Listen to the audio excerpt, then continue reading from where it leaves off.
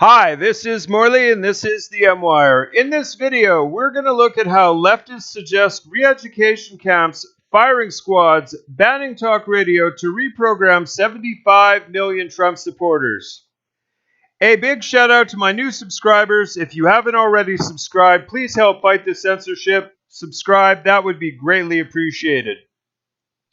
The very fact that the left is implying that Trump supporters need reprogramming directly implies that the left indeed is programmed themselves.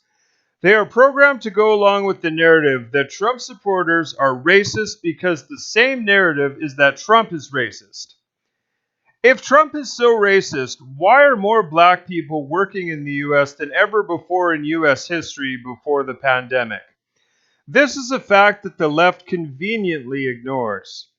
Then again, ignoring facts is a staple in the left's mentality.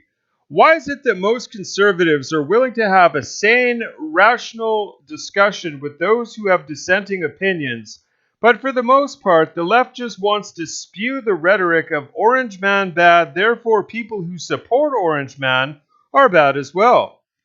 As far as they are concerned, it's as cut and dried as all that. Those that are suggesting firing squads and reprogramming for Trump supporters are directly inferring that those that support Trump are not only allowed to do so, they are not allowed to share his views. Essentially, you are not allowed to be of that opinion. They fail to see how the irony in their mind Trump supporters are to be dealt with. So this individual suggests looking at Germany and how they dealt with the Nazis. Let's have a look at what the Nazis did before the Nuremberg trials, shall we? Here we have a picture of Nazis burning books. They made it illegal to even own books that dissented from Nazi ideology. What is the modern day equivalent of that? Social media allowing people to post pictures of effigies of Donald Trump's severed head, but disallowing, or at the very least putting a warning on posts that not even imply that Trump won the election, but imply that Joe Biden did not. And what about the fact checkers on social media? Their very presence implies that you are mentally incapable to disseminate information and decide for yourself what is or isn't true. They are deciding on your very behalf what is and what isn't true. Do you not find that offensive? I certainly do. Let me give you an analogy. If there is a food that I love but you absolutely hate, is there anything that I can say to you to make you like that food? Am I in any position whatsoever to say to you, well, actually, you do like that food, you just don't realize it? Of course not. So what social media and the mainstream media, for that matter, is essentially doing is preventing you from trying a food so you can decide for yourself if you like it or not. They have arbitrarily decided on your behalf that you don't. Are you starting to get the picture? The left wants to do exactly what the Nazis did or what the Russians did, but somehow, some way, do not see that they are becoming what they claim to hate. They want to establish a ministry of truth and reconciliation, if you will, for you to atone for your egregious crime of not only thinking for yourself, but for having an opinion that differs from others.